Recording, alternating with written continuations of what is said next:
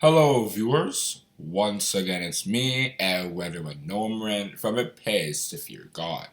This video is another episode of Verse Breakdown, and the verse that I'm going to explain to you viewers today is Proverbs chapter 14, verse 34, where King Solomon had stated, "Righteousness exalteth a nation, but sin is a reproach to any people." Let's start off with the sin side of things. How is sin something that people don't desire? How is it a reproach to most people in this world? Things like corruption, oppression, poverty, war, and stuff like that, those not only bring down the profile or reputation of a country, making you probably not want to visit there or even live there, that even in the people inside the country won't enjoy living in it because those are the things going on. You see countries like Syria and Iran and stuff, because of the war that's going on, whether it be civil war, whether it be trade kind of wars, because of all of that stuff, it brings not only the profile of the country, but the people who are living in it don't enjoy living in, they're not proud to be citizens of that country any longer. That's what war does. It brings poverty, corruption, same thing. People take the money through bribes and stuff like that. They don't care about the youths in the land. And if we look in the Bible, people who had done so, the leaders who had done so, had never made their country good. For example, Jeroboam had decided to create some kind of war with Rehoboam by wanting to steal all the people who would go to Jerusalem to his own land, and of course created two images for people to be worshiping.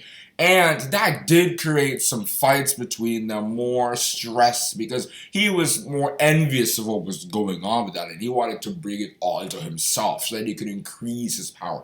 That's corruption and sin in a sense, especially when you look at how God was feeling with all of that stuff. However, when we bring in righteousness, those are the kinds of things that exalt nations. They bring up the reputation and the profile of nations, and they make the people who are living in that nation feel proud to be citizens of the leaders and the people and the country that's given. For example, making peace is righteousness, and that exalts a nation. If you see what Donald Trump has done with the Middle East and stuff, that is making peace. It's a step towards making peace with the whole world. And God is saying, if you read Isaiah chapter 2, verse 4, Psalms chapter 46, verse 9, and other places all over the Bible, that people are going to keep doing that, and people who do that are going to be blessed. Blessed are the peacemakers, for they shall be called the children of God. Matthew chapter 5, verse 9. Because making peace is like being selfless, like Jesus Christ. There was a controversy between God and his people. They were continuously getting wicked and stuff, and their sin had been multiplying from the time of Adam and Eve. If you read HOSEA chapter 4, verse 1.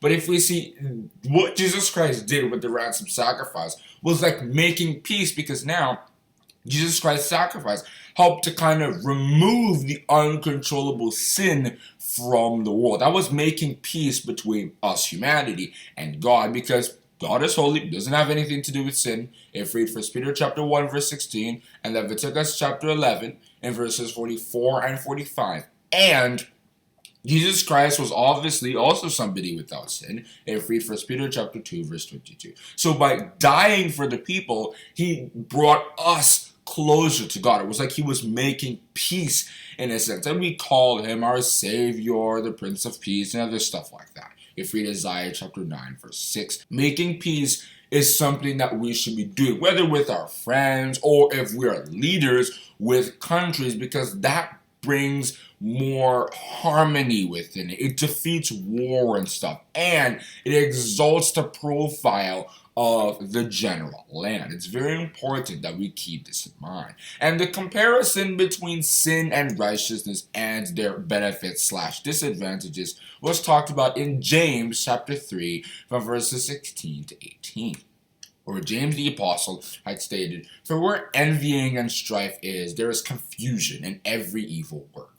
But the wisdom that is from above is first pure, then peaceable, gentle, and easy to be entreated, full of mercy and good fruits, without partiality and without hypocrisy. And the fruit of righteousness is sown in peace of them that make peace. And because of what I said, people who rule this world must be just, ruling in the fear of God. If we read 2 Samuel chapter 23 verse 3. And that is where I think I can stop in discussing the verse Proverbs chapter 14 verse 34, which once again states, righteousness exalteth a nation, but sin is a reproach to any people.